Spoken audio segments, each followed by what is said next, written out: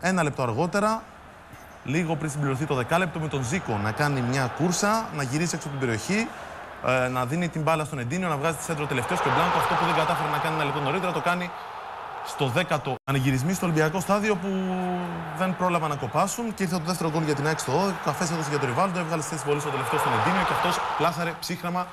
Η ΑΕΚ πολύ νωρί, μετά από 12 λεπτά, φτάνει στο 2-0 με τον Εντίνιο να σκοράρει σε πέμπτο διαδοχικό μάτς. Σκοράρει ανελιπώς, έχει 5 στα 5 από... Μετά από ένα κόρνερ είναι. Αλλά στο 32, κοιτάξτε τι κάνει. 2 λεπτά αργότερα, ένα εντυπωσιακό σουτ. Μπάλα να πάμε στα δίχτυα του Νικοπολίδη. Βλέπω ότι σκάβει εξωτερικό, Σε αυτά τα γκολ δεν κοιτάς, δεν σημαδεύεις. Απλώς σουτάρεις στο σουτ. Και βλέπεις που πήγε μετά. Μιλήσει. Σε αυτή τη φάση δεν το έκανε. Στο 60 κάτι του Ριβάλντο για τον Καφέ με στην περιοχή ο τελευταίος ψύχρεμο πλασέ. 4-0 για την ΑΕΚ. Και αν μου επιτρέψετε, θέλω να πω ότι αυτό είναι όλη η καριέρα του Καφέ σε 30 δευτερόλεπτα. Είναι αυτό το πράγμα που ξέρει να κάνει καλύτερα, πιστεύω, από οποιοδήποτε άλλο ποδοσφαιριστή στην Ελλάδα. Να παίξει κάθετα, χωρίς την μπάλα, να την πάρει εκεί πέρα, να κάνει κίνηση. Σπάνια βρίσκεται τόσο ψηλά όμως ώστε να μπορεί να το κάνει. Και στη μεσαία γραμμή, όταν παίζει έτσι, αυτό κάνει. Διευκολύνει την μπάσα του συμπαίκτη του, κινούμενος πολύ χωρίς την μπάλα και εδώ τελειώνει και καλά τη.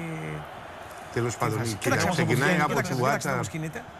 Πάλι ωραία παλιά του Ρίμπο. Ξεκινάει από του Άτσα, προσπαθεί να διώξει με το δεξί πόδι. Από εκεί ξεκινάει, ωραία παλιά, ναι.